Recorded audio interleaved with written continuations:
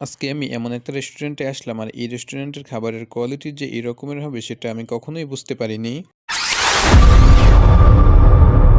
আসসালামু আলাইকুম everyone, this is me Tibra Ahmed and welcome to my YouTube channel. আমার সাথে যাকে দেখতে পাচ্ছেন ও হচ্ছে আমার স্কুল ফ্রেন্ড। বিগত 5 বছর আমি ওর সাথেই কাটাইছি। আমার হাই স্কুলে অনেক ফ্রেন্ডই ছিল, তবে ও ছিল আমার বেস্ট ফ্রেন্ড। স্কুল থেকে বের হওয়ার পর ওর সাথে তেমনভাবে দেখা হয় না। আজকে আবার প্রায় কয়েক বছর পর আমরা একত্রে হলাম। তারপর আমরা চলে আসলাম ভিলেজ পার্কে, আর ভিলেজ পার্কের পাশেই হচ্ছে গ্রিন সিটি পার্ক, আর গ্রিন সিটি পার্কের ভিতরেই হচ্ছে এই পার্ক ভিউ রেস্টুরেন্ট। তারপর আমরা চলে আসলাম এই পার্ক ভিউ রেস্টুরেন্টে। তবে বরিশালের ভিতরে অনেক পুরাতন একটা রেস্টুরেন্টই হচ্ছে এই পার্ক ভিউ রেস্টুরেন্ট, আর এই রেস্টুরেন্টটা করা হয়েছে গ্রিন সিটি পার্কের ভিতরে। আমি কিন্তু কখনো এর আগে আসিনি এইখানে, তবে আজকেই ফার্স্ট টাইম আসলাম। এখানে আসার কিছুক্ষণ পর তারা মেনু কার্ড নিয়ে আসলো, আর তাদের মেনু কার্ডে কিন্তু বিভিন্ন ধরনের ফুড আইটেম ছিল। আমরা তাদের মেনু কার্ড থেকে প্রত্যেকটা খাবারের আইটেম দেখে আমরা চুজ করলাম চিকেন চিজ বার্গার আর চিকেন নুডলস। তারপর আমরা চিকেন চিজ বার্গার আর চিকেন নুডলস অর্ডার করে দিলাম। তাদের রেস্টুরেন্টের ভিতরে ডেকোরেশন কিন্তু মোটামুটি সুন্দরই ছিল। তাদের রেস্টুরেন্টের দেয়ালের কালার কম্বিনেশন গুলো দেখতে কিন্তু আরো অনেক বেশি ইউনিক লাগে। রেস্টুরেন্টের এক সাইডে ছিল